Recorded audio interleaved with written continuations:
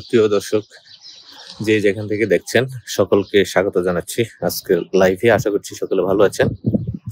আলহামদুলিল্লাহ, আল্লাহ পাকের রহমতে আমি ভালো আছি। দর্শক, আপনি যদি আমার চ্যানেলে নতুন হয়ে থাকেন তাহলে অবশ্যই চ্যানেলটিকে সাবস্ক্রাইব করবেন এবং পাশে থাকা বেল আইকনটি প্রেস করে দিবেন, যাতে নতুন ভিডিও আপলোডের সাথে সাথে সেই ভিডিও নোটিফিকেশন আপনার কাছে পৌঁছে যায়। আর যদি অলরেডি সাবস্ক্রাইব করে থাকেন, থ্যাংক ইউ সো মাচ।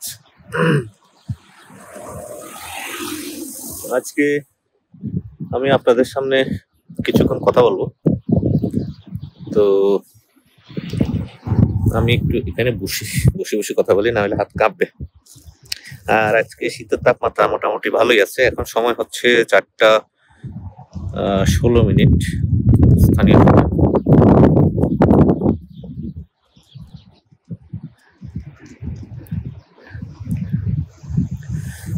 তাপমাত্রা হচ্ছে এখন 8°C, বলা চলে ভালোই ঠান্ডা।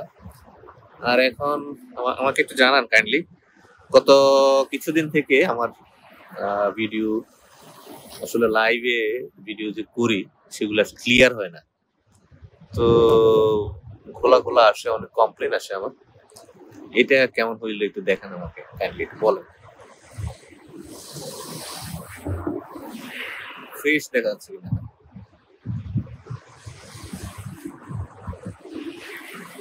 ভিডিও শিরোনাম দেখে নিশ্চয়ই বুঝতে পারছেন যে কি নিয়ে কথা বলবো, আর হাতে ধরে রেখেছে। কষ্ট হতে পারে একটু, খাইছে, যাই হোক অসুবিধা নাই। কাঁপি থাকতে পারে, শেক থাকতে পারে, ক্ষমা সুন্দর দৃষ্টিতে দেখবেন।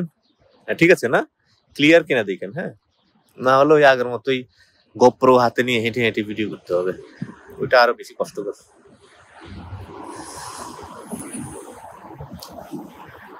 ক্লিয়ার দেখা যাচ্ছে না? হ্যাঁ,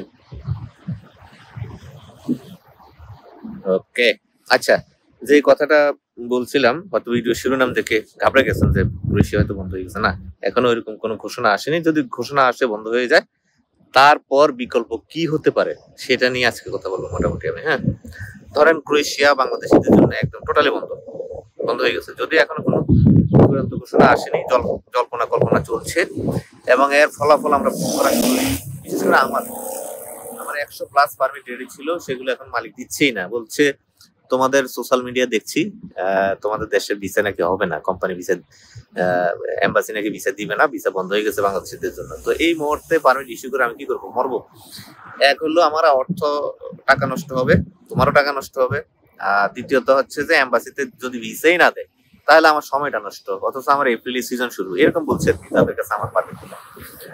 তো আমাকে বললো যে ঠিক আছে, তুমি ফেব্রুয়ারি আর মার্চ পর্যন্ত অপেক্ষা করো, এখন কি সিচুয়েশন হয় এটা দেখি আমরা। যদি এটা সরকারি ভাবে একদম চূড়ান্ত বন্ধ হয়ে যায় তাহলে আমরা বিকল্প পথ দেখবো, আর যদি না হয় তাহলে আমরা পারমিট গুলো ইস্যু করে ফেলবো। এই হলো অবস্থা। আচ্ছা, আমি আপনাদের অনেক কোশ্চেন আসছে, সেগুলো একটু নিব ইনশাল্লাহ আজকে।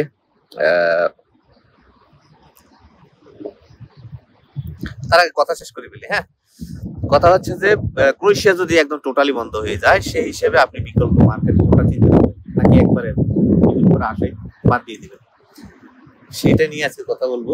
যে মোটামুটি Croatia, Bulgaria, Schengen, non Schengen সব মিলিয়ে এখানে মোট 44টা দেশ আছে ইউরোপে। সেনজেন, নন সেনজেন, ইউরোপ ও ইউনিয়নভুক্ত আর কি, মোট 44টা দেশ আছে। আমি বলি যে আপনি যে কোনো একটা দেশে যদি আসার ব্যবস্থা করতে পারেন, তাহলে আপনি আপনার কেরিয়ার এখানে যে কোনো উপায়ে, আপনি ক্রোয়েশিয়া হোক, বুলগেরিয়া হোক, কসোভো হোক, আপনার আলবেনিয়া হোক, ওইটা কি বোসনিয়া হোক, যেই কোনো দেশে আপনি আসেন না কেন, আপনার কেরিয়ার আপনি দাঁড় করাইতে পারবেন। সেই হিসাবে প্রথম কথা যেটা হচ্ছে যে আপনি যেই দেশে আসেন না কেন, সেই দেশটা কিন্তু আমাদের জন্য বন্ধ হয়ে যাবে। কারণ আমরা কোনো দেশে আসে থাকবো না, এটা আমরা ডিটারমাইন শুরু থেকে। এজ এ দালাল হিসেবে বলি বা এজ এ কাস্টমার হিসেবে আপনি নিজেও জানেন যে আমরা যখন যে কোনো দেশে আসি না কেন, সেই দেশটাই কিন্তু আমাদের জন্য আসলে বন্ধ হয়ে যাবে। টুডে অর টুমরো সেটা বন্ধ হয়ে যাবে। তা আমি বলবো যে প্রথমত আমরা সিদ্ধান্ত নিব যে হ্যাঁ, আমরা যেই দেশে যাই আমাদেরকে অন্তত 1 বছর আমরা অবস্থান করবো। 1 বছর, বেশি না কিন্তু। আর 1 বছরও লাগে না ভাই। এই যে আপনার যে টিএসসি মেয়াদ থাকে না, ওইটা মেয়াদ থাকে মাত্র হচ্ছে পারমিট আসার পরে, ধরেন আপনি এম্বাসিতে দিলেন 2-3 বার, যদি এম্বাসিতে যায়, তারপরে পারমিট আসতে প্রস্তুতির ব্যাপার, ওইখানে যদি আরো 1-2 মাস যায়, এম্বাসি থেকে ডেলিভারি দেওয়া, ধরেন গড়ে যদি আপনার 5 মাসে চলে যায়, তাহলে আপনার পারমিটের মেয়াদ থাকে আর ধরেন 6 মাস বা 7 মাস। এই 6-7 মাস যদি কোনো দেশে আমরা টিকে যেতে পারি, তাহলে বিশ্বাস করেন কোনো দেশের ভিসা আমাদের জন্য বন্ধ হবে না। হয়তো আপনি চিন্তা করেন যে আমি আসছি, আমি অন্য দেশে চলে গেলে কি যায় আসে, বা আমার একজনের জন্য তো আর সবার কিছু হবে না, এরকম আমরা সবাই চিন্তা করি। আসলে যারাই আমরা ইউরোপের ভিসা পাই, আমরা প্রত্যেকে এই চিন্তাটাই করি যে আমি একা গেলে কি হবে, অন্যরা তো আছে, তাদের জন্য তো কোনো সমস্যা হবে না। এই চিন্তা থেকে আসলে মূলত আস্তে আস্তে আস্তে আস্তে আমাদের রাস্তাগুলো সব বন্ধ হয়ে যাচ্ছে। আপনি যদি চিন্তা করেন যে না আমি আছি, আমি যাব না, তাহলে কি হবে, অন্য যারা পিছনে অপেক্ষা করছে তাদের পথ কিন্তু খুলে যাবে। তো সেই হিসাবে বিকল্প যে মার্কেট গুলো এখনো আছে, চালু আছে, খুব ভালোভাবে কাজ হচ্ছে। সার্বিয়াটা 2024 সালে খুব ভালো এক্সপিরিয়েন্স ছিল না এখানে।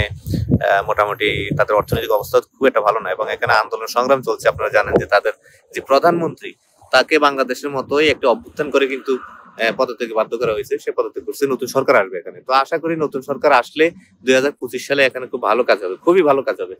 সেই হিসাবে আপনারা সার্বিয়ার, আমি বলি যে এখন পর্যন্ত যারা এম্বাসিতে জমা দিয়ে রাখছে, ভিসা অ্যাপ্রুভাল তেমন একটা হয় না।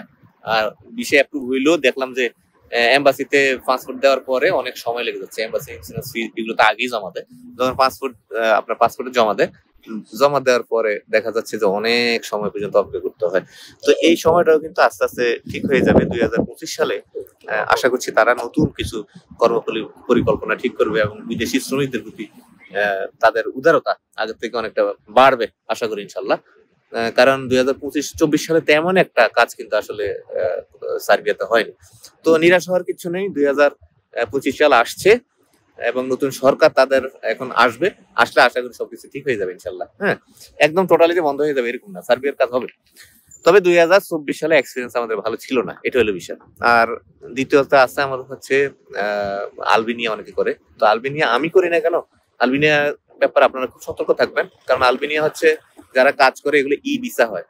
তো এই ভিসার জন্য আলবেনিয়ার একটা খুব বাজে এক্সপিরিয়েন্স আমি আপনাদেরকে শেয়ার করি। 2022 সালে 21 সালে লাস্ট নভেম্বরে আমি আলবেনিয়ার জন্য অনেক ফাইল জমা করছি, অনেক, মনে হয় 30-এর কাছাকাছি। তো আমি যার সাথে কাজ করলাম সে আমাকে সুন্দর মতো পারমিট দিয়ে দিচ্ছে প্রতিদিন। আজকে জমা দিলে যে 2-3 দিন পরে আমার পারমিট দিয়ে দিচ্ছে। আমি তো মেলা খুশি, ইভেন আমার নিজেরও পারমিট ছিল এখানে। তা আমি এগুলা ম্যান পাওয়ার করার জন্য গেলাম, ম্যান পাওয়ার বিষয়ে ওরা আমাকে তল্লাশি দিয়ে বললো যে হ্যাঁ হ্যাঁ ভিসাটা সব ওকে আছে। কারণ ওরা এমন ভাবে ওয়েবসাইট তৈরি করছে যে ভিসা গুলো ওয়েবসাইটে আছে, আপনি যখন কিউআর কোড স্ক্যান করে সরাসরি ওয়েবসাইটের লিংক নিয়ে যায়।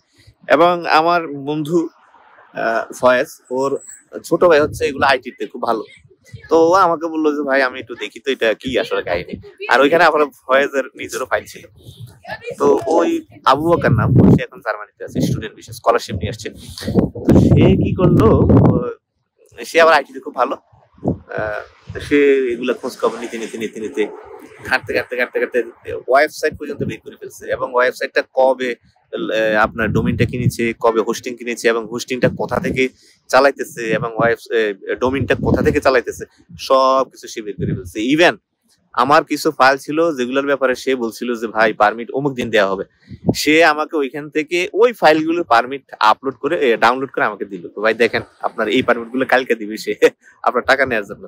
তো আমি ওইখানে অনেক বড় একটা ধোকা খাইছি। মোটামুটি আমার কাছ থেকে এইসব বং বাং পারমিট দিয়ে 4-5 লাখ টাকার মতো। চিন্তা করেন 2021 সালে তখন আমাদের তেমন ভালো কাজ টাজ তেমন হয় নাই। হয়তো বুলগেরিয়া 2-একটা কাজ হয়েছে, আর ক্রোয়েশিয়ার আমাদের 5টা, সার্বিয়ার 5-6টা কাজ হয়েছে, আর ক্রোয়েশিয়ার 5টা কাজ হয়েছে তখন। তো তার মধ্যে আলবেনিয়ার এত বড় একটা ধোকায় পড়ে গেলাম। তো সেই সময় ধরেন খাড়ার উপরে 5-5.5 লাখ টাকা ধরা। তো এই জন্য আমি বলি যে আলবেনিয়ার ব্যাপারে খুব সতর্ক থাকবেন। শুধু আলবেনিয়া না, যে কোনো দেশ আপনাকে ই ভিসা দিবে সেই দেশগুলোর ব্যাপারে আপনি খুব সতর্ক থাকবেন। কারণ হচ্ছে বাংলাদেশিরা অনেক বেশি বাটপার, এবং শুধু বাংলাদেশিরা না, আপনার ইন্ডিয়ানরা সহ এগুলোর সাথে থাকে, জড়িত থাকে। এবং তারা খুব বড় বড় স্ক্যামার, এরা নিজেরা ওয়েবসাইট তৈরি করে ফেলে, এবং ওয়েবসাইট তৈরি করে আপনার পারমিট তৈরি করে সেগুলো ওখানে আপলোড দিয়ে সেখান থেকে নামায় আপনাকে কিউআর কোড থাকবে, আপনাকে দিয়ে দিবে, আপনি কিউআর কোড স্ক্যান করবেন, সাথে সাথে আপনাকে ওয়েবসাইটে নিয়ে যাবে। আপনিও খুব খুশি যে হ্যাঁ কাজটা হয়ে গেছে। এটা হইলে একটা। আমি এইবার ক্রোয়েশিয়া আসার আগে আমি ম্যান পাওয়ার অফিসে বাধ্যতামূলক 3 দিনের ট্রেনিং করতে হয়। আমাকে করতে হয়েছে একদিন করছি, পরে পয়সা দিয়ে আবার পরে 2 দিন আর আমাকে করতে হয়নি। তো যাই হোক, যেদিন প্রথম আমি ট্রেনিং করতে গেলাম সেদিন দেখলাম যে প্রচুর পোলাপাই আলবেনিয়ার জন্য জমা দিচ্ছে তারা, এবং তাদের হাতে পারমিট আমাকে দেখাইলো যে পারমিট তো আমি বললাম যে ভাই আপনারা যে এখানে আসছেন আর আলবেনিয়ার পারমিট পাইছেন, ম্যান পাওয়ার ট্রেনিং করতে আসছেন, ম্যান পাওয়ার কার্ডও পেয়ে যাবেন, ফ্লাইটের ব্যাপারে কি ধারণা আপনাদের? তো ভাই আমরা টাকা টোকা সব ক্লিয়ার করে ফেলছি, 9 লাখ টাকা করে মেবি দিয়ে দিছে, যে আমরা টাকা টোকা সমস্ত পেইড। বাংলাদেশের একটা ভালো এজেন্সির নাম বললো আমাকে। তো এখনো আমাদেরকে হয়তো বা ম্যান পাওয়ারটা করার পরে আমাদেরকে ইয়ে দিয়ে দিবে, ম্যান পাওয়ার কার্ড পাওয়ার পরে আমাদেরকে কি বলে ফ্লাইট দিয়ে দিবে। তো ওরা কথায় কথা জানতে পারছে যে আমি আসলে এই লাইনের সাথে জড়িত, পরে আমার নাম্বার নিয়ে গেলো। নাম্বার নিয়ে আমি এখানে আসার পরে কিছুদিন পরে আমাকে কল দিল, কল দিয়ে বললো যে ভাই চিনছেন কিনা, ওই যে আপনার সাথে বিএমইটি ওইখানে ট্রেনিং করছিলাম। আমি বললাম যে হ্যাঁ চিনছি। তো কি অবস্থা আপনাদের আলবেনিয়ার? বললো যে না ভাই আমাদের তো এগুলো আসলে প্রতারিত হয়েছি, এগুলো ফেক ভিসা। তার মানে ওই যে ওইভাবে বানাইয়া। তো এই জন্য বলবো ই ভিসা সংক্রান্ত যত বিষয় আছে এগুলোর ব্যাপারে আপনারা সাংঘাতিক সতর্ক থাকবেন। ই ভিসার ব্যাপারে সতর্ক না থাকলে কিন্তু ধরা খাওয়ার পসিবিলিটি একদম 99%। এই জন্য আমি আসলে ই ভিসা সংক্রান্ত কাজ যেগুলো হয় আর কি এগুলোর সাথে যাই না, সাধারণত আমি করি না এগুলা। তো আমি আলবেনিয়া বাদ দিলাম। যদি আপনারা আলবেনিয়া নিজ দায়িত্ব করতে চান তাহলে সেই হিসেবে আপনারা করবেন, হ্যাঁ নিজ দায়িত্ব করবেন, যাচাই বাছাই করে, এবং বিশ্বস্ত না হইলে, একান্তই বিশ্বস্ত না হইলে আলবেনিয়াতে হাত দিবেন না। দ্বিতীয়ত বললাম, তৃতীয় পথ হইতে পারে আপনার জন্য বসনিয়া। বসনিয়ার খুব ভালো কাজ হয়। শুধুমাত্র আমাদের সমস্যা যেটা, বসনিয়ার জন্য আমাদেরকে ইন্ডিয়া যেতে হয়। সেই জন্য বসনিয়ার ব্যাপারে আমি আসলে ব্যক্তিগতভাবে কাজ করতে ইন্টারেস্টেড না। ইন্ডিয়া রিলেটেড যে কাজগুলো আছে, যখন ভিসাই হয় না সেখানে কাজ নিয়ে আমরা কি করবো? তো সেই হিসাবে বসনিয়াটা আপনারা করলে করতে পারেন। তবে এখানে এসে দেখলাম যে বসনিয়ার অনেক কর্মী এখানে কাজ করে, কনস্ট্রাকশনে কাজ করে, এবং বসনিয়ার লোকজন এখানে ট্যাক্সি চালায়, ফুড ডেলিভারি দেয় সাইকেলে, প্রচুর কর্মী এখানে আছে। তো তার মানে এই না যে বসনিয়া একটা ইউরোপের বাইরের দেশ বা ওদের দেশের লোকের দরকার নাই, ওরকম কিছু না। আসলে ওদের দেশের লোকের দরকার আছে। বাংলাদেশ থেকে আমরা এত হাজার হাজার মানুষ প্রতি বছর বিভিন্ন দেশে কাজের জন্য যাই না? দেখেন এই বাংলাদেশেই কিন্তু পৃথিবীর বিভিন্ন উন্নত উন্নত দেশ থেকে কিন্তু লোকজন কাজ করতে যায়। তবে তারা যায় হলো সব প্রফেশনাল কাজে, আর আমরা আসি হলো সব নিকৃষ্ট কাজে। এটা হলো তফাৎ আর কি। মানে প্রত্যেকটা দেশে আসলে ফরেন ওয়ার্কারের দরকার আছে।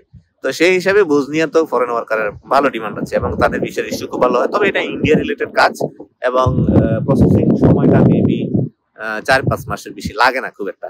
আর যেহেতু চাপ খুব কম, সেই হিসাবে ভিসা রেশিও খুবই ভালো, এটা আপনারা দেখতে পারেন। আর তৃতীয়ত বললাম, চতুর্থ আপনারা দেখতে পারেন হচ্ছে মলদোভা আছে। মলদোভা একটা সেনজেন না, নন সেনজেন দেশ। সেখানেও মোটামুটি সার্বিয়া, কসোভো, আলবেনিয়া, আর হলো ওইটার নাম কি বললাম, বসনিয়া, এই কয়েকটা দেশের চিন্তা কিন্তু কাছাকাছি। মানে এদের কিন্তু পজিশন একদম কাছাকাছি। ওদের অর্থনৈতিক অবস্থা বলেন, এবং ওদের আয় রোজগারের কথা বলেন, বেতন, স্যালারি ম্যালারি, এগুলো মোটামুটি কাছাকাছি। তবে মলদোভার কথা কেন বলি, মলদোভার কাজটা আপনি ইন্ডিয়া ছাড়াও বিকল্প মার্কেট আছে, সেখান থেকে করে আনা যায়, যেমন চায়না থেকে করানো যায়, এবং ব্যক্তিকে ওইখানে যেতে হয় না। কিন্তু বসনিয়ার জন্য ব্যক্তিকে যেতে হবে। আপনার নর্থ মেসিডোনিয়ার জন্য ব্যক্তিকে আপনাকে সরাসরি এম্বাসি ফেস করতে হবে। কিন্তু আলবেনিয়ার জন্য যেহেতু আপনাকে ই ভিসা, আপনাকে সেটা যেতে হবে না। মলদোভার জন্য আপনার বিকল্প রাস্তা আছে, আপনার ইয়ের মতো, সার্বিয়ার মতো, সেটা আপনি ওইখান থেকে করাই নিতে পারেন। তো মলদোভাটা আপনাকে দেখতে পারেন। আর পঞ্চমত যেটা আমি বলবো যে কসোভোটা খুব ভালো দেশ, এবং এটা সার্বিয়া এবং রোমানিয়ার একটা সীমান্তবর্তী দেশ, এবং ক্রোয়েশিয়ার খুব কাছাকাছি দেশ। তো সেই হিসাবে আপনারা এইটাও করতে পারেন। তবে বাংলাদেশেই সরাসরি কসোভোর এম্বাসি আছে, কিন্তু কসোভোর জন্য বাংলাদেশের এম্বাসিতে কিন্তু প্রক্রিয়াটা খুব সহজ না। ওরা আসলে এখানে অ্যাপয়েন্টমেন্ট ডেট পাওয়া, যেমন পারমিট টারমিট সবকিছু চলে আসে টাইমলি, কিন্তু এখানে আসলে অ্যাপয়েন্টমেন্ট নিয়ে জমা দেওয়াটা খুব টাফ হয়ে যায়। এখানে জমা দিতে গেলে খুব কষ্ট হয়, ডেট পাওয়া যায় না। আর ডেট পেলেও আপনি যদি জমা দেন, আপনার কিন্তু ভিসা, ওই যে ডেলিভারির বিষয়টা অনেক সময় নেয়। ওরা কি রিজেক্ট হইলো নাকি ইয়ে হইলো, ভিসা হইলো, এটা জানতে আপনার অনেক সমস্যা হয়, অনেক সময় লেগে যায়। এই আর মতো সার্বিয়ার মতো, যেরকম সার্বিয়া এখন আপনাদেরকে ঝুলে রাখছে বা আমাদেরকে ঝুলে রাখছে, ওরকমটা হয়। তো এই ক্ষেত্রে কসোভোতে আপনাকে টাকা দিয়ে কাজটা করতে হবে। হ্যাঁ, যাদের পারমিট আসে তারা কিন্তু মূলত কোম্পানি থেকে সরাসরি ডেট নিয়ে, এবং এম্বাসিতে বড় পরিমাণে একটা টাকা দিয়ে কিন্তু কাজটা করাইতে হয়। সেই হিসেবে যারা এইভাবে কাজ করে তাদের নিয়মিত কাজ হচ্ছে। তো সেই প্রক্রিয়া আমরাও আগাইতেছি ইনশাল্লাহ। আমরা এই মাসে ফেব্রুয়ারিতে, রানিং ফেব্রুয়ারিতে আমাদের 32টা ফাইল জমা দেওয়া। আশা করি আমরা এখান থেকে 20-25টার মতো আমরা হয়তো জমা করে ফেলবো ইনশাল্লাহ এম্বাসিতে। এই ব্যাপারে আমরা মোটামুটি অনেক বেশি আশাবাদী, এবং ডেটের যে প্রক্রিয়া, ভিসা হওয়ার যে প্রক্রিয়া, ফিঙ্গার দেওয়া, এই বিষয়গুলো আমরা মোটামুটি নিশ্চিত হয়ে গেছি ইনশাল্লাহ। এবং এগুলা কোম্পানির থ্রুতেই কিন্তু ব্যবস্থা করে দিব। তো সেই হিসেবে আমরা প্রচন্ড আশাবাদী, ইনশাল্লাহ, দোয়া করবেন। তো এই কয়েকটা দেশের বিকল্প দেশ হিসেবে আপনাদেরকে বললাম। তার মধ্যে আরেকটা দেশ আছে হচ্ছে মন্টেনিগ্রো।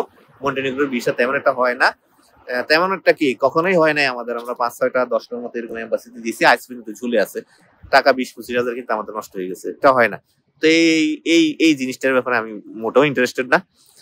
আপনারা যদি ওইরকম ভালো কোনো লাইন থাকে যারা বিচার দিতে পারবে, আপনারা এটা করতে পারেন। তবে আমি বলবো এটা কিন্তু মোক্ষম সময় যে ক্রোয়েশিয়া নিয়ে ব্যাপক পরিমাণ আলোচনা সমালোচনা হচ্ছে, এবং কিছু সাময়িক যারা ব্যবসার জন্য আসছে এখানে খুব তাড়াতাড়ি বড়লোক হবে বা আপনাকে প্রলুব্ধ করার জন্য খুব রং চটা খুব দারুণ দারুণ অফার দিবে, এগুলার ফাঁদে পড়বেন না, এখন সর্বনাশ হয়ে যাবেন। কারণ ক্রোয়েশিয়া যদি আমি বলি, এবং আমাদের মতো যারা দীর্ঘদিন থেকে ক্রোয়েশিয়া নিয়ে কাজ করে তারা যদি বলে যে না কাজ হবে না, তাহলে মনে রাখবেন যে হ্যাঁ আসলে কিছু একটা আছে। আপনি কখনো এইসব কথা আগাবেন না। টুকটাক কাজ যেগুলো হয় এগুলো ভিন্ন কথা, কিন্তু বড় সড় পরিসরে কখনোই ক্রোয়েশিয়ার কাজ ওই যে নতুন ডিসিশন আসার আগ পর্যন্ত আমি ব্যক্তিগতভাবে ক্রোয়েশিয়ার ফাইল নিব না। তবে এখনো বলি, সবসময় বলি, বারবার বলি, ক্রোয়েশিয়া অফিসিয়ালি বন্ধ হয়নি। যদি ব্লক হয়ে যায়, আকাশে চাঁদ উঠলে, আকাশে সূর্য উঠলে যেরকম সবাই দেখবে, আপনি দেখতে পারবেন, আর আমিও বলে দেবো যে হ্যাঁ ক্রোয়েশিয়া ব্লক, এবার আপনারা অন্য বিকল্প চিন্তা করেন। বা আমাদের কাছে কত ফাইল আছে না, সেগুলো নিয়ে তো আমাদেরকে কৈফিয়ত দিতে হবে না। তো চূড়ান্ত যে কথাটা, যে গতকালকার ভিডিওতে আমি যেটা বলেছি যে বিকল্প আমাদের সেনজেন যে মার্কেটটা আছে, সবচেয়ে বড় মার্কেট এখন আমাদের জন্য অপেক্ষা করছে বুলগেরিয়া। তবে বুলগেরিয়ার ছোট্ট দুটো সমস্যা, এক হলো আপনার ইন্ডিয়ার ভিসা পাওয়া যায় না, আর ইন্ডিয়াতে বুলগেরিয়া এম্বাসিতে ডেট পাওয়া যায় না। আপনি বলবেন ভাই এটা কি ছোট সমস্যা নাকি? আমি বলবো হ্যাঁ ছোট সমস্যা, কারণ আমরা ইঙ্গিত পেয়ে গেছি আলহামদুলিল্লাহ বাংলাদেশে এটার কাজ শুরু হয়ে যাবে বিএফএস গ্লোবালের মাধ্যমে, হয়তো ফেব্রুয়ারি শেষ হইতে পারে অথবা মার্চের শুরুতে হইতে পারে।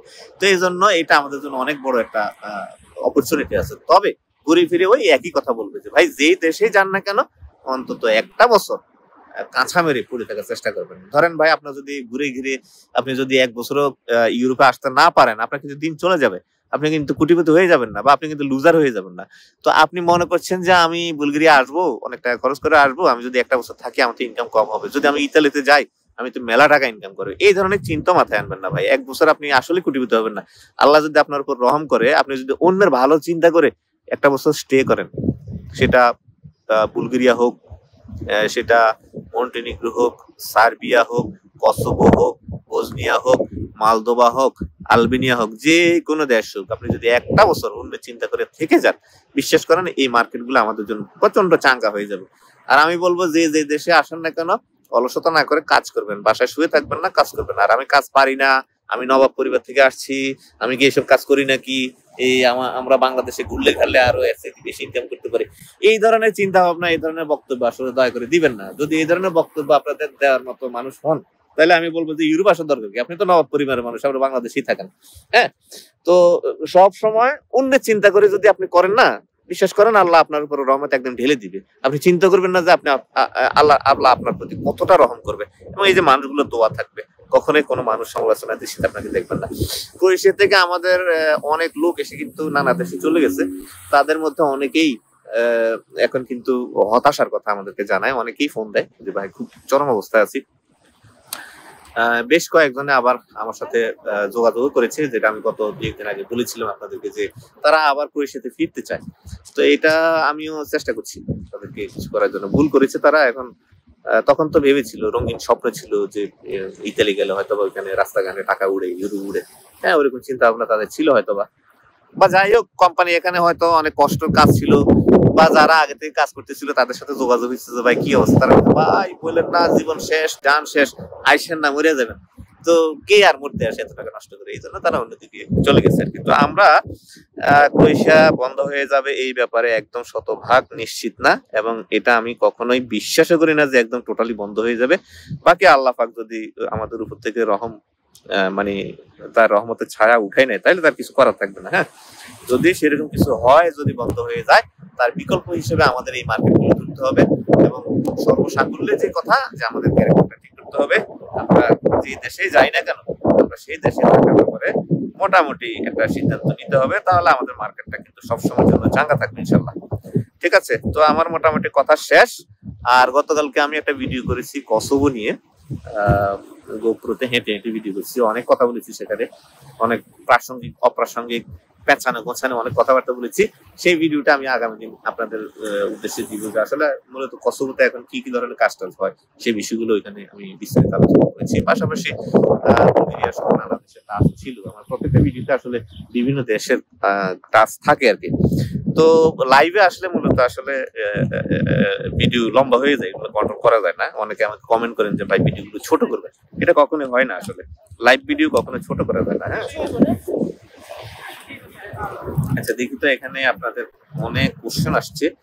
ও ভাই, অনেক ভাই প্রশ্ন করছে। মামা কেমন আছেন? মামা আপনার জন্য দোয়া ও শুভকামনা রইল। মামা আপনার জন্য অনেক অনেক দোয়া, আর সবাই দোয়া করবেন আল্লাহ পাক যাতে আমাদের উপর রহম করেন, আর ক্রোয়েশিয়া যাতে বন্ধ টন্ধ না হয়। হ্যাঁ, ক্রোয়েশিয়া বন্ধ হলে নতুন কোন দেশে দুয়ার খুলতে পারে কি? অবশ্যই অবশ্যই। বন্ধ মানে তো একদম বন্ধ না, যেমন পোল্যান্ডে আমাদের কাজ টাজ হয় না, তো কি এখন ক্রোয়েশিয়া কাজ দিচ্ছে না ইচ্ছা মতো? দেদারসে কাজ দিচ্ছে। আমি তো এখনো বলি ভাই, ক্রোয়েশিয়া বন্ধ হওয়ার আলোচনা চলছে, জল্পনা কল্পনা চলছে, এবং সেটা নানা পর্যায়ে এবং মিডিয়ার বদলে এটা ব্যাপক পরিমাণে কিন্তু প্রচার প্রসারণা পেয়ে গেছে। তো সেই হিসাবে এটা নিয়ে মানুষের একটা ইয়ে থাকবে, এটাই স্বাভাবিক, এবং মানুষের মন নষ্ট হয়ে গেছে। তো তার মানে এই না যে একদম বন্ধ হয়ে গেছে, যখন বন্ধ হবে আমরা দেখবো ইনশাল্লাহ। এখন কি ক্রোয়েশিয়ার ভিসা না হওয়ার সম্ভাবনা কম? এটা এখনো বলা যায় না, ভিসা এখনো হচ্ছে, ক্রোয়েশিয়ার ভিসা এখনো হচ্ছে। নেপালে, ইন্ডিয়াতে বা মিডল ইস্টে যারা জমা দেয় তাদের অনেকের ভিসা এখনো হচ্ছে, এখনো নিরাশ হওয়ার সময় হয়নি, দেখা যাক ইনশাল্লাহ। আমি জানুয়ারি 1 তারিখ পুলিশ ক্লিয়ারেন্স সহ ফাইল জমা দিলাম, আমি কি আশা রাখতে পারি? আমি ওয়েল্ডিং এর কাজ জানি, কিন্তু এজেন্ট এখনো আমার কাজের ভিডিও বা কোনো প্রমাণ চাইনি। চাইবে কি হবে, সে তো অনলাইন করতে পারতেছে না হয়তো, এই জন্য ওয়েট করেন ইনশাল্লাহ। আপনাদেরকে যেটা বলছি আমি বারবার, আপনারা কেন বুঝেন না? আপনাদেরকে মার্চ, ফেব্রুয়ারি এবং মার্চ, এই 2 মাস কিন্তু ওয়েট করতে হবে কোনো সিদ্ধান্ত আসার আগ পর্যন্ত। এইসব কথা জিজ্ঞেস করে আমাকে কোনো লাভ আছে? কেউ এগুলোর উত্তর দিতে পারবে? আপনি বারবার যখন এগুলোর প্রশ্ন করবেন তখন এই মন গড়া একটা উত্তর দিয়ে দিবে, এটা আপনার জন্য কোনো কাজে আসবে না। হ্যাঁ, অপেক্ষা করেন, দেখতে হবে, পর্যবেক্ষণ করতে হবে। যখন কোনো জরুরি সিচুয়েশন আছে তখন এগুলোর হাত কিন্তু মানে কন্ট্রোল কিন্তু কারো হাতে থাকে না। গভর্নমেন্ট টু গভর্নমেন্ট ওরা কি করে এটা দেখতে হবে আমাদের। হ্যাঁ, দেখার পরে কিন্তু মূলত আমরা এগুলো নিয়ে কথা বলতে পারবো। আন্দাজে আমরা এখন কি বলবো যে কি হবে, যেগুলো জমা দিচ্ছি এগুলো কি অনলাইন হবে, যেগুলো জমা দিচ্ছি কি পারমিট আসবে, যেগুলো এম্বাসিতে জমা দিচ্ছি এগুলো কি ভিসা হবে, এগুলা তো আমরা বলতে পারবো না। এটা এম্বাসি এবং সংশ্লিষ্ট দেশ তারা বলতে পারবে যে তারা আসলে মূলত কি করবে। তবে যতক্ষণ পর্যন্ত অফিসিয়ালি বলবে না যে ক্রোয়েশিয়ার জন্য বাংলাদেশিদেরকে ব্লক করে দেওয়া হয়েছে, ততক্ষণ পর্যন্ত আমাদের কোনো আশাই কিন্তু নষ্ট হয় না, এবং আমরা কখনোই নিরাশ হওয়ার কোনো আমি দেখি না। তবে এত পরিমাণ প্রচার প্রসার হয়েছে তো, যার কারণে আসলে মানুষ মন খারাপ হবে, বা ব্যক্তিগতভাবে আমি কিন্তু মানসিকভাবে অনেকটা বিপর্যস্ত অবস্থা আছে। যাই হোক, ভিডিও অনেক লম্বা হয়ে গেছে, আজকে আর লম্বা করছি না।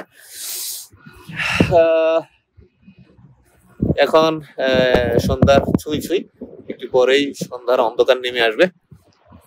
আজকের ভিডিওটা লাইভটা লম্বা হলেও ভিডিওটা দেখবেন আপনারা শুরু থেকে শেষ পর্যন্ত, প্রয়োজনে বারবার দেখবেন, স্কিপ করে করে দেখবেন, কি বলার চেষ্টা করেছি, কি বুঝানোর চেষ্টা করেছি, এগুলো শুনবেন। শুনে তারপরে আপনারা মন্তব্য করবেন যে কোন জিনিসটা বুঝেন নাই। হ্যাঁ, ভিডিও না দেখে অযথা পারমিট আসবে নি, পিসিসি করছি অনলাইন হবে নি, জমা দিছি ভিসা হবে নি, এসব বং বাং কথাবার্তা আর বলবেন না, বেহুদা। আমি কিন্তু আসলে সবগুলো প্রশ্নের উত্তর দেওয়ার চেষ্টা করি, কিন্তু যখনই এই ধরনের কমন প্রশ্নগুলো আসে বারবার, তখন আসলে বিরক্ত লাগে যে আমি ভিডিওতে কি আলোচনা করলাম, এত সময় নিয়ে আধা ঘন্টা 25 মিনিট 30 মিনিট কথা বলি। ওরা তো আসলে ভিডিও দেখেই না, জাস্ট খালি যখন দেখে যে হ্যাঁ একটা নোটিফিকেশন আসছে তখনই সাথে সাথে কোশ্চেন করা শুরু করে দেয়।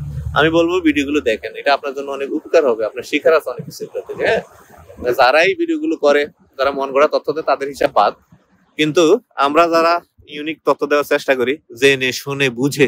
হ্যাঁ, ওই দিন আমাকে এক লোক বললো যে ভাই আপনি নিজেই তো ইউরোপ সম্পর্কে তথ্য জানেন না, আপনি ওই যে জাগরেব বাস স্টেশনে আসেন, আপনাকে আমি শিখে দিতেছি। চিন্তা করেন অবস্থা। জাগরেব বাস স্টেশনে গিয়ে তার কাছ থেকে আমি ক্রোয়েশিয়া সম্পর্কিত তথ্য জানতাম। হ্যাঁ, এই আর কি, মানে এখানে থাকে, সে ক্রোয়েশিয়াতে থাকে। তো যারা আসলে মূলত ইউরোপের নানা দেশে থাকে, তারা আসলে মূলত এই দেশের কিং মনে করে নিজেদেরকে, এবং তারা মনে করে যে তারা এই দেশের সম্পর্কে সব জানে, গভর্নমেন্টের সাথে তাদের ভালো সম্পর্ক, এই দেশের মন্ত্রী মিনিস্টার বড় বড় ব্যবসায়ী সব তাদের পকেটে, এরকম ধারণা আর কি।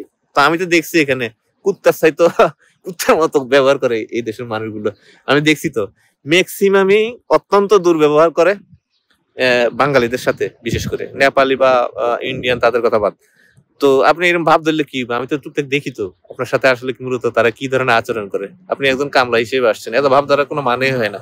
এটা মনে রাখবেন, আমরা প্রবাসী, আমরা বাংলাদেশী, কিভাবে আমাদের সম্মান বজায় থাকবে, কিভাবে আমাদের মর্যাদা বজায় থাকবে, এটা আমরা আমাদের কাজের মাধ্যমে প্রমাণ করে দেখাবো। হ্যাঁ, কাজের মাধ্যমে। গতকালকে বলছি ভাই, কাজের মাধ্যমে প্রমাণ করতে হবে, চাপাবাজির মাধ্যমে না, এবং চোপাবাজির মাধ্যমে না। ঠিক আছে, হাতের শক্তি, কাজের শক্তি দিয়ে প্রমাণ করতে হবে আমরা বেটার, আমরা ইন্ডিয়ানদের থেকে বেটার, আমরা নেপালিদের চেয়ে বেটার, আমরা ক্রোয়েশিয়াতে যেসব মার্কেট আছে আর কি, উজবেকিস্তানের চাইতে বেটার, কিংবা আমরা কি বলে মিশরীদের চাইতে বেটার, ফিলিপাইনিদের চাইতে বেটার। যদি জীবনও পারবেন না, ফিলিপাইনিদেরকে ইউরোপিয়ানরা অত্যন্ত পছন্দ করে। শুধু ইউরোপিয়ান না, পুরো মিডল ইস্টে আপনি দেখবেন ফিলিপাইনরা ভরে আছে, ইন্দোনেশিয়ানরা ভরে আছে। ওরা খুবই পরিশ্রমী, এবং যেই কাজ দিবেন একদম ফাটাই ফেলে ওরা, না নাই। আর আমরা তো নবাব, এখানে আসার পরে আপনি জানেন আমি কার ছেলে, কার পোলা, কোথা থেকে আসছি, এই দেশে যেসব কাজ হয় আমরা এগুলো জীবনেও করি না, বাংলাদেশে হাঁটলে আমরা 2 লাখ কামাইতে পারি, এই ধরনের কথাবার্তা বলে। হ্যাঁ, তো এই ধরনের মানুষগুলোর কাছ থেকে আপনি কি ধরনের ভালো আচরণ আশা করতে পারেন লোকালদের কাছ থেকে?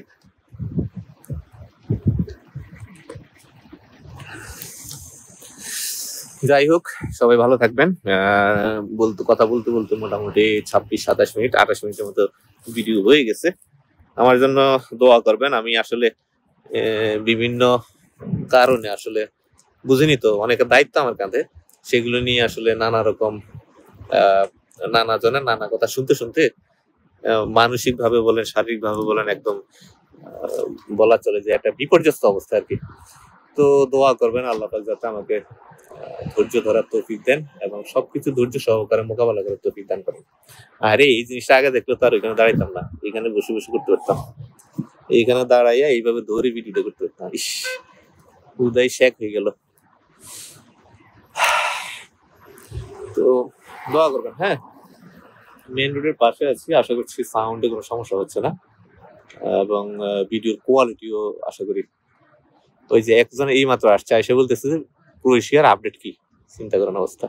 তো কি কথা বললাম এতক্ষণ ধরে, তো এই হলো অবস্থা আর কি। যে যখন আসে সে এসে তার মনে যে প্রশ্নটা জাগে সেটাই করে আর কি। ক্রোয়েশিয়ার আপডেট হচ্ছে ক্রোয়েশিয়া বন্ধ হতে যাচ্ছে, অন্য চিন্তা করেন। হ্যাঁ, যখন বন্ধ হওয়ার ঘোষণা আসবে আমরা বলে দেবো ইনশাল্লাহ। আচ্ছা, রেখে দিব নাকি আরো 2 মিনিট কথা বলি আপনাদের সাথে? দেখি তো কিছু কোশ্চেন আসতেছে।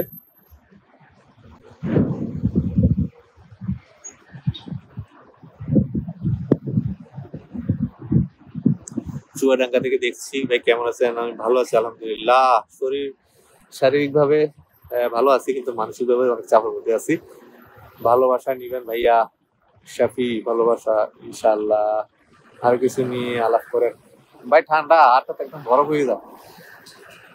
আশিক বলছে চুয়াডাঙ্গা থেকে দেখছি ভাই, কেমন আছেন? আশিক, ভালো আছি ভাই আলহামদুলিল্লাহ। সাকিব বলছে ভাই কেমন, ভালো আছেন? ভালো আছে আলহামদুলিল্লাহ। হ্যাঁ, প্রশ্ন করতে থাকেন। নতুন কোনো কিছু তথ্য দেন। কোনো নতুন তথ্য নেন? তথ্য কি বানাই দেবো আমি? তথ্য তো থাকতে হবে না? বানান না, তথ্য শুনতে আপনাদের খুব মজা লাগে না? আপনার প্রত্যেক ভিডিও দেখি, আপনি আমাদেরকে তথ্য দিয়ে সহযোগিতা করেন, আপনাকে অসংখ্য ধন্যবাদ। আপনাকে অসংখ্য ধন্যবাদ। কুয়েত থেকে দেখছি, আমি তো ফাইল জমা দিয়েছি, আমার অনলাইন হয়েছে এবং পজিটিভ। আল্লাহ ভরসা, নিরাশ হবেন না, দেখা যাক শেষ পর্যন্ত কি হয়। যতক্ষণ পর্যন্ত কিয়ামত না হবে, মানে যতক্ষণ পর্যন্ত ইসরাফিলের সিংহে ফু না দেয়, ততক্ষণ তো কিয়ামত হবে না। আমরা সারাদিন বলতে আমরা তো জানি কিয়ামত হবে একদিন, তাই না? আমরা প্রত্যেকে জানি যে এই পৃথিবী একদিন ধ্বংস হয়ে যাবে, এবং এই পৃথিবী ইসরাফিল আলাইহিস সালামের সিংহের ফু দেওয়ার মাধ্যমে কিন্তু ধ্বংস হয়ে যাবে। এই যে বড় বড় বিল্ডিং, এত কিছু, এত সৌন্দর্য, কিচ্ছু থাকবে না, সব ধ্বংস হয়ে যাবে। তো তারপরেও কি মানুষ সবকিছু ছেড়ে ছুড়ে সব কি আপনার সন্ন্যাসী হয়ে গেছে, ঘুরে হয়ে গেছে? কিচ্ছু হয়নি, কিন্তু সবাই সবার কাজে ব্যস্ত আছে, এবং বাটপাড়ি সিটির আগে তারা 3 গুণ করতেছে। সব জানে যে পৃথিবী ক্ষণস্থায়ী, এবং প্রত্যেকটা মানুষ মরে যাবে। কুলু নাফসুন যায়কাতুল মউত, প্রত্যেকেই মরবে, কেউ থাকবে না। তারপরে কি সম্পদের লোভ মানুষের কম আছে? সবাই ওরকম আছে। হ্যাঁ, কোনো কিছুই মানুষের বন্ধ নাই, কিন্তু সবই চলতেছে। কিন্তু আমরা জানি পৃথিবী থাকবে না, বা আমরাও থাকবো না, আমরা মরে যাবো যে কোনো সময়। হায়াতের কোনো গ্যারান্টি নেই, তারপরে কিন্তু সবকিছু চলতেছে। মানুষ কত প্রতারণা করতেছে, মানুষের টাকা মেরে দিচ্ছে, মানুষকে হত্যা করছে। এই এক নেতা ক্ষমতার জন্য, দায়িত্বের জন্য, সভাপতি হওয়ার জন্য সেক্রেটারিকে মেরে ফেলতেছে, বা সেক্রেটারি আছে সে সভাপতি হবে, যদি সভাপতির মারা যায় তাহলে সে সভাপতি হইতে হবে, এই জন্য সভাপতি মেরে দিচ্ছে, করতেছে না? এগুলো সবই হচ্ছে। যখন ক্রোয়েশিয়া বন্ধ হবে ঠিক সেরকমই একটা বিষয় আর কি, ক্রোয়েশিয়া বন্ধ হলে আমরা দেখতে পাবো ইনশাল্লাহ। হ্যাঁ বন্ধ, খুবই বন্ধ হয়ে গেছে, এই যে ভাই বন্ধ, ওকে। তার আগে হুদে বকসক এগুলো আর ভালো লাগে না, বিরক্তিকর। এই যে আমি প্রতিদিন যে ভিডিওতে কথা বলি, এইগুলো নিয়ে ডিবিসি নিউজ, তারপরে আপনাদের দীপ্ত টিভি, আরো কি কি পত্রিকাতে কিছু নিউজ করে একই কথা, ক্রোয়েশিয়ার পথ বন্ধ হয়ে যাচ্ছে বাংলাদেশিদের জন্য, এগুলো আবার আমাকে পাঠায়। আরে শালা, আমি যে সারাদিন বকি, এগুলো কি? এগুলো হচ্ছে এরকম যে নিজের বউরে ভালো লাগে না, ওই যে আরেকবারের বউরে ভালো লাগে। হ্যাঁ, বিষয়টা এরকম যে নিজের বউরে ভালো লাগে না, পরের পুতের বউরে ভালো লাগে। হ্যাঁ, আমি সারাদিন বলি এটা ভালো লাগে না, কিন্তু অন্যটা ভালো লাগে, বিরক্তি করে এগুলো। আসসালামু আলাইকুম ভাইজান। স্লোভেনিয়া নিয়ে আসলে আমার ইচ্ছা আছে, দেখি ইনশাল্লাহ। কিশোরগঞ্জ থেকে আমাদের ইব্রাহিম, ওই যেটা আমি আজকের ভিডিওতে বলছি, আমরা এই ভিডিওতে একটু দেখো ভালো করে, যে মূলত আমাদের 100+ পারমিট আটকে গেছে শুধুমাত্র একটাই কারণে, যে কোম্পানির মালিকগুলো বলছে বাংলাদেশিদের নাকি ভিসা বন্ধ হয়ে গেছে। কারণ তারা সোশ্যাল মিডিয়া দেখেছে, ইউটিউবে দেখেছে। আপনি জানেন প্রতিদিন ইউটিউব খুললে আমার সামনে হাজারটা ভিডিও আছে, এমন এমন চেহারা সামনে আসে যারা আমার 14-20 জীবনে দেখে নাই, তারা এসে ঘোষণা দিচ্ছে বন্ধ বন্ধ বন্ধ বন্ধ। তার মানে কি, কেউ কেউ তো কসম খেয়ে বলছে, লাখ টাকা বাজি ধরছে যে হ্যাঁ 10 লাখ টাকা গ্যারান্টি বন্ধ হয়ে গেছে। মানে সে কি বলবো, পাগল হয়ে গেছে এটা বোঝানোর জন্য, যে মানুষকে বিভ্রান্ত করার জন্য, যে হ্যাঁ বন্ধ হয়ে গেছে।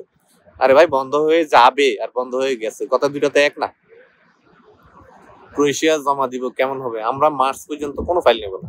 হ্যাঁ, এটা গত ভিডিওতে বলেছি, আজকে বললাম, মার্চ পর্যন্ত কোনো ফাইল নিব না। এই যে চলমান পরিস্থিতি, এটার সমাধান না হওয়া পর্যন্ত ক্রোয়েশিয়ার জন্য কোনো ফাইল নিচ্ছি না। বুলগেরিয়া যথারীতি চালু আছে ইনশাল্লাহ। ঠিক আছে, এমডি জাহিদুল, আপনার কথাই বললাম এখন ভাই, সামনে জমা দিবেন ইনশাল্লাহ। পরিস্থিতি ভালো হোক, দেখা যাক কি হয়, ভালো সিদ্ধান্ত আসুক, তারপরে। আপনি দয়া করে একটু থামেন, আপনার কি মনে হয়? আপনি থামেন ভাই, আর কত একই কথা কয়বার বলবেন? না, ইনশাল্লাহ মানসিক অসুস্থ। তো যাই হোক, অনেকক্ষণ কথা বললাম এবং অনেক আলোচনা করলাম। বুলগেরিয়া নিয়ে গতকালকে পরিপূর্ণ একটা ভিডিও দিচ্ছি, সেটা দেখবেন। হ্যাঁ, সেটা দেখবেন ইনশাল্লাহ। তবে আজকে লাইভটা আমি পরবর্তীতে দেখবো, যদি দেখি যে সাউন্ড এবং ভিডিওগ্রাফি খুব সুন্দর বা ক্লিয়ার আসে, তাহলে আমি এটা নিয়ে কিন্তু এইখানে এইভাবে করে লাইভ আসবো আবার। হ্যাঁ, আর যদি না হয় তাহলে গোপ্রো দিয়ে হেঁটে হেঁটে ভিডিও করবো। আমার অবস্থা খারাপ একদম, এই যে হাড়টাতে একদম অবশ্যই গেছে, এই যে রক্ত চলাচল বন্ধ হয়ে গেছে, অনেক ঠান্ডা, হালকা বাতাস আছে, ঠান্ডা অনেক। যাই হোক, ভালো থাকবেন, দোয়া করবেন আমার জন্য, আমি সবার জন্য দোয়া করি। আল্লাহ পাক সবার মনের আশা পূরণ করুক, এই আশা প্রত্যাশা ব্যক্ত করছি। এবং এই 2025 সাল আমাদের মধ্যে যে আতঙ্ক বিরাজ করছে, সেই আতঙ্কটা তাড়াতাড়ি কেটে যাক এবং আমাদের সাফল্য আসুক, সে আশা প্রত্যাশা ব্যক্ত করে আজকের মধ্যে বিদায় নিচ্ছি। আল্লাহ হাফেজ। আসসালামু আলাইকুম ওয়া রাহমাতুল্লাহি ওয়া বারাকাতুহু।